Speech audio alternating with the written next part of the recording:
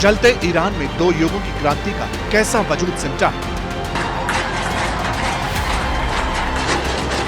एक इकलौता channel NDTV है जो आयतुल्लाह खुमैनी के घर पे आया है। रज़ा पहलवी जो ईरान के पहले किंग जो थे 1980 से पहले जिनका दौर था, उनके बेटे भी थे, उनके घर कैसे आया। वर्तमान ईरान में अतीत के पन्नों पर बदलाव की कैसी इबारत लिखी। शाह के पास तकरीबन 400 से ज़्यादा गाड़ियाँ थी जिसे वो यूज़ करते थे। यहाँ की जो अभी भी दीवारें हैं, आपको मैं बताऊँ, वो दीवार बिल्कुल वैसी की वैसी है। कोई टाइल्स या एक्स्ट्रा जो चीज़ होती है वो नहीं लगाई गई है। टेलीविजन इतिहास में पहली बार ईरान के शाह और खलीफा के घर पहुंचा एनडीटीवी।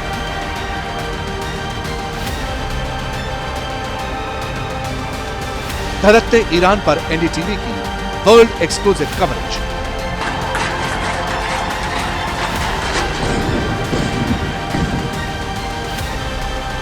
गली गली में गोलियों की गूंज, लाशों के अंबार, चीख सिसकती संघर्ष करती जिंदगियां।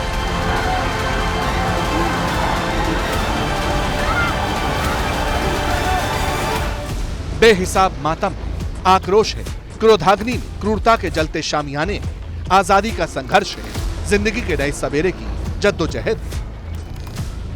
इस जद्दोजहद में हजारों लोग मारे गए, हजारों जख्मी। 28 दिसंबर 2025 को तेहरान के ग्रैंड बाजार से जिस बगावत ने सर उठाया, उसने ईरान को 47 साल पुरानी इस्लामिक क्रांति और उसके आक्रोश के अंगारों की तपिश महसूस करा दी। 1 फरवरी 1979 जुम्मे का दिन, राजशाही के शामियाने खुमैनी उखाड़ चुके थे।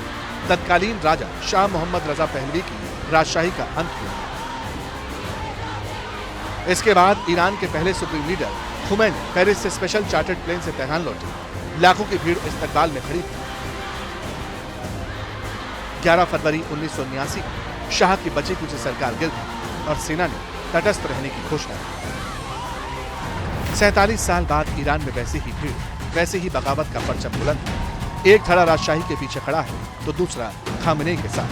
लेकिन राजशाही बनाम इस्लामिक मुल्क की मुहिम 47 साल पहले क्यों चली? राजा पहलवी को नकार कर खुमैनी को ईरान ने अपना लीडर क्यों चुना? आज पहली बार एनडीटीवी ईरान में दो युगों के विचार और उनके उदय और अंत की कड़ियां जोड़ रहा है। इसी सिलसिले में तेहरान पहुंचा। ईरान में खड़े हुए हैं। ईरान का ये तेहरान शहर है और आपने देखा भी होगा कि यहाँ पे काफ़ी प्रोटेस्ट हुए हैं, इनफैक्ट हो भी रहे हैं। और यहाँ की जो जनता है, जो कुछ ऐसी जनता है जो चाहती है कि जो पहले जो शाह है, जो शाह का ज़माना था, जो 1980 से पहले, वही फिर वैसी ही सारी सहूलियतें मिलें। लेकिन क्या वो उस वक्त रज़ा शाह का ज़माना था और अब जिस तरीके से 1980 के बाद से जो आयतुल्लाह खुमैनी ने जो चेंज कर दिया है, रिवोल्यूशन ला के, जो पूरे एक तरीके इस्लामिक कानून है, उन दोनों में किस तरीके से फ़र्क है? और उनके शाह का ज़माने में शाह का घर कैसा था और आयतुल्लाह खुमैनी का घर कैसा था, एनडीटीवी आपको दिखाता है। ये सबसे पहले हम चलते हैं शाह रज़ा पहलवी जो ईरान के पहले किंग जो थे 1980 से पहले जिनका दौर था, उनके बेटे भी थे, उनका घर कैसा है आपको वो दिखाते हैं। वो साल था 1964 जब रजा पहलवी को ईरान से निर्वासित कर दिया गया। उन्होंने करीब 15 साल तुर्की, इराक और फ्रांस में बिताए। पीछे उनका आलीशान सादाबाद पैलेस रह गया। शाह के महलनुमा घर में कदम रखते ही महारानी फरहादीबा का बड़ा पोस्टर सबसे पहले इस्तकबाल करता दिखता है। भी यहाँ पे इनकी फोटोज और ये यहाँ पे इन्होंने रिसेप्शन रूम लगा के जब भी कोई मेहमान आता तो पहले वो यहाँ वेट करता था इस तरीके से। ये देखिए, ये इनका डाइनिंग टेबल आपको दिखाते हैं किस तरीके से ये रज़ा पहलवी का डाइनिंग टेबल हुआ करता था। तो आप ये देख सकते हैं, ये पूरा ये उनके किस तरीके से जो शाह ज़माने में जो प्रिंस रज़ा पहलवी थे, उनके किस तरीके से यहाँ पे म्यूज़िक सिस्टम हुआ करता था। बताते हैं कि 1979 की क्रांति के समय शाह रजा पहलवी का परिवार इसी पैलेस में रहता था। परिवार के लिए आलीशान सुख सुविधा, घर में पर्सनल थिएटर तक थी। ये प्राइवेट सिनेमा था उनका, like cinema, this is the private cinema. और यहाँ देख सकते हैं, यहाँ पे आके बैठते थे यहाँ पे तो पहले, और यहाँ पे मूवीज और ये सब चीज़ देखी जाती थी। तो ये आप देखेंगे चांद का पत्थर चांद से जो मिला है वो यूनाइटेड स्टेट के जो प्रेसिडेंट थे उसमें उन्होंने शाह को गिफ्ट किया था। करीब 5 दशक पहले जब इस्लामिक क्रांति हुई तब भी ईरानी राजा की ठाट देखते बनती थी। ये वो दौर था जब ईरान की आवाम रोटी, कपड़े और मकान के लिए सड़कों पर संघर्ष कर रही थी। लेकिन उसी दौर में शाह पहलवी के पास 400 से ज्यादा आलीशान और महंगी गाड़ियों का जखीरा था। NDTV reporter Ali Abbas Naqvi king के उस कार संसार में भी पहुंचे, जहां आज भी उनकी पसंदीदा गाड़ियों का कलेक्शन रखा गया है। शाह के पास तकरीबन 400 से ज़्यादा गाड़ियाँ थी जिसे वो यूज़ करते थे, जिसमें से कुछ कलेक्शंस हैं। आइए हम आपको दिखाते हैं। ये इनकी बाइक्स थी।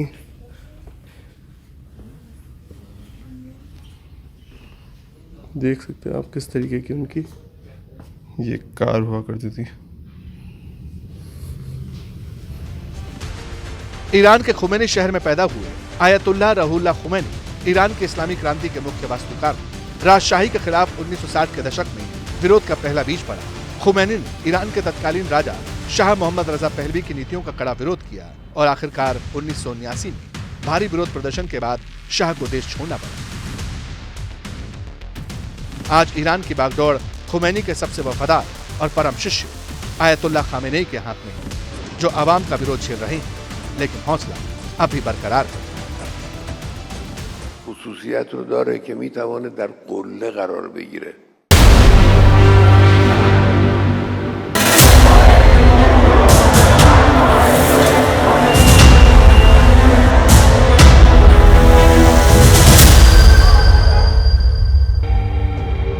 तीन जून 1989 ईरान के पहले सुप्रीम लीडर खुमैनी का निधन हो गया।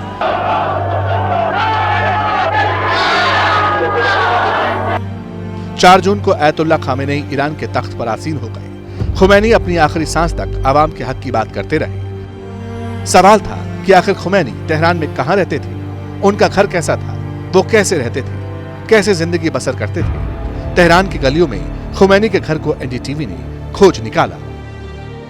सिर्फ एक इकलौता चैनल एनडीटीवी है जो आयतुल्लाह खुमैनी के घर पे आया है। जी हाँ, आपने मेरी एक रिपोर्ट अभी जिस तरीके से दिखाई आपको, शाह रज़ा पहलवी जो थे उनका आपने घर तो देख लिया, जो यहाँ के पहले राजा थे रिवोल्यूशन से पहले, उनका किस तरीके से घर है, कितने वो गाड़ियाँ हैं। लेकिन आप भी देख सकते हैं एक पतली सी गली में ही, ज़्यादा ही बड़ी नहीं, एक नॉर्मल सी लाइफ जीने वाले आयतुल्लाह खुमैनी ने किस तरीके से पूरी ईरान को चेंज कर दिया और यहाँ पे इस्लामिक रिपब्लिक ऑफ ईरान बना दिया, यहाँ इस्लामिक कानून आ गया।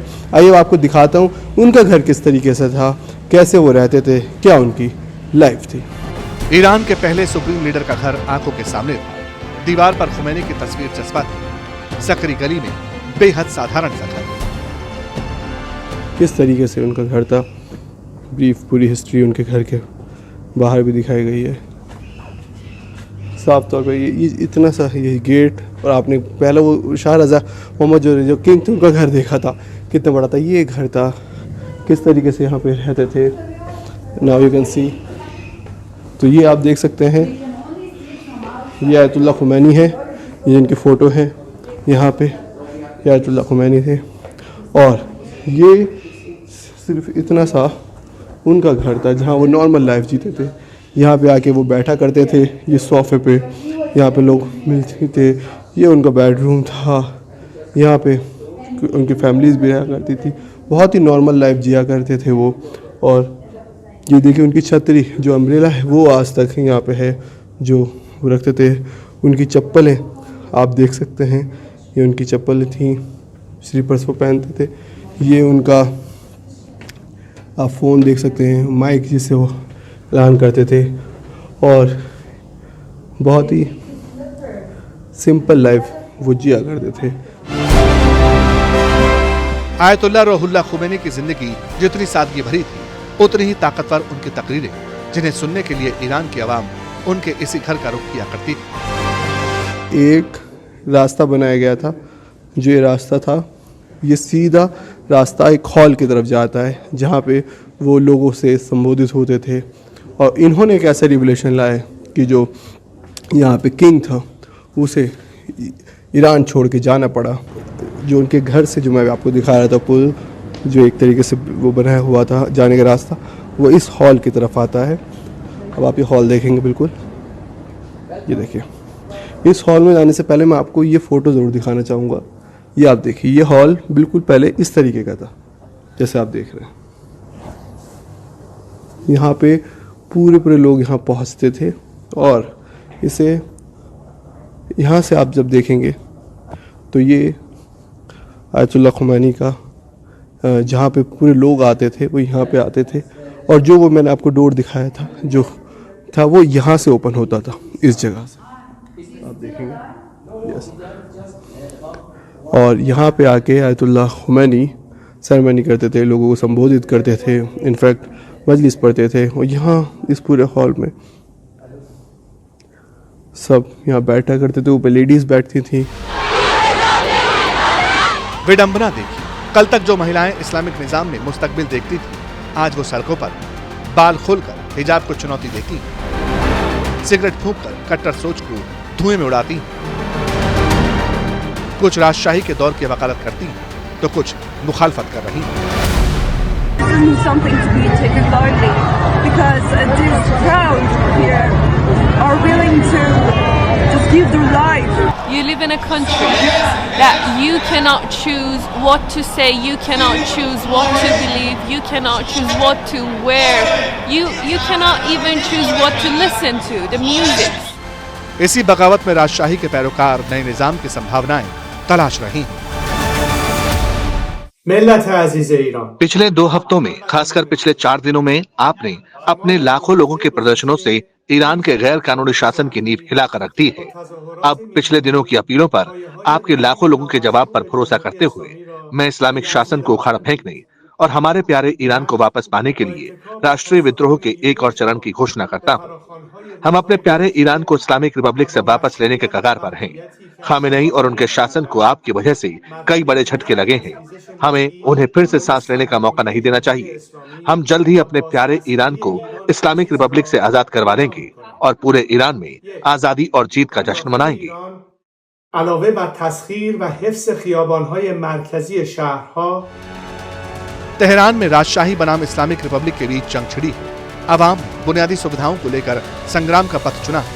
इस बीच खुमैनी के घर एक और अहम चीज हमारे कैमरे में कैप्चर हुई, जो ईरान में राजशाही का गुमान को तोड़ती है। जो दीवार है बिल्कुल नॉर्मल दीवार है।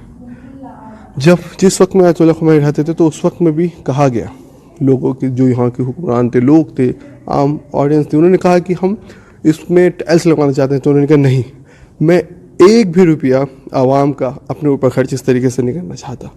तो आप देख सकते हैं साफ तौर पे ये सारी की सारी चीज़, ये उनका किस तरीके से हॉल था जहाँ पे लोग आते थे, जहाँ पे उनको सुना करते थे।